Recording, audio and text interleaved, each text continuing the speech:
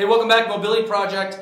Still in Austin, and you may notice by all the shrine to Lance Armstrong, we are in the coolest bike shop in the world. It's called MobilityWOD, and I've ran into one of my friends here, who's basically the dentist to the stars. He's the hippest, coolest dentist around. This is Greg up here, and he works with a company called Agility Guard that I think is the bomb.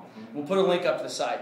What you're going to see is, oh, by the way, this is Erin Cafaro. You may have seen her on the MobilityWOD before, shaking her legs back and forth. She's a pretty good athlete.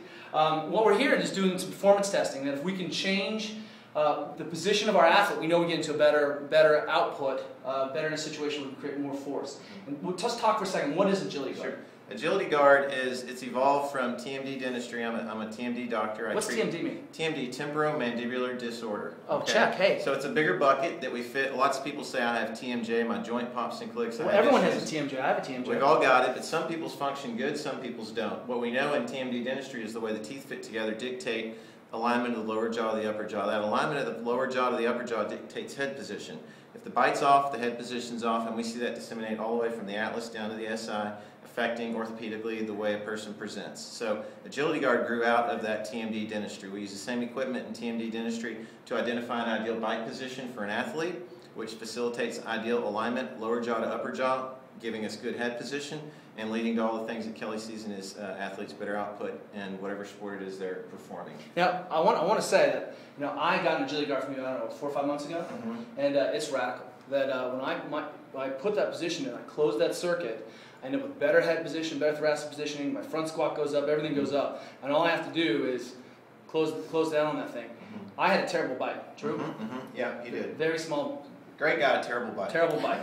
So, what's nice about this is that it's, we know that we see neurologic changes in terms of kind of the neural dynamics. We know that we see changes in position, but we can test that because if you can't see change, there's no change. So, what we'll do with Erin here real quick. So, have Erin get into a plank position. Since we're on the theme this weekend is we're here in the bike shop. Yep. I think there's a bike race going on in France. Yep. The other thing that's happening is there's national weightlifting. Yep. And one of the things we're always after is can our athletes create external rotation force that's the stable position. And push up and our bench press, whatever it is, all of these positions are externally rotated. So we're going to put Erin into a plank position and make her work on external rotation. We can just test and look at how she performs. And when we put the bite in, we'll see if we see a change. What change we should see is that her neck maybe changes position, but we'll change her mechanics and we should see a change in position. All right, so go ahead and clap on her teeth 10 times. That's her bite, How many times a day you shut your jaw? 3,000. Oh, just 3,000. Yeah, just 3,000. 3,000 reps. Okay, let's go into a plank position we did before. Now take a look at this. Erin's plank is pretty good. Her butt's squeezed, her feet together. She's holding this external rotation. I mean, she is an Olympic medalist. So here I am. I'm just going to internally rotate her, and you'll see that I'm able to kind of collapse her down. And so hold that position. Come on, Erin. Don't be so weak. She's pretty good. Just turn it on there, but I still have to break her. Now, we're just going to put this guard in. Now, this is the temporary guard that's based on bike registration, some very kind of 3D voodoo stuff that you guys do. Fatigue the jaw. Now take a look at this. We're going to put Erin back in that position. All she's done is just change her bite. She's closed that neuromuscular loop with the jaw, and we'll see if we see any change. Squeeze your butt, get tight, good. Hold this position, and all of a sudden, I'm not pretending. Jeez. And all that happens is, we can test this anyway. You can test this to a kind of an axial shear loading test. You can look at internal rotation. We look at balance. We can look at kind of forward strength, truck flexion. But what we should see in the boat is better positioning, which unloads tissues, and we should see a change in wattage. Otherwise, it doesn't count, and it doesn't matter.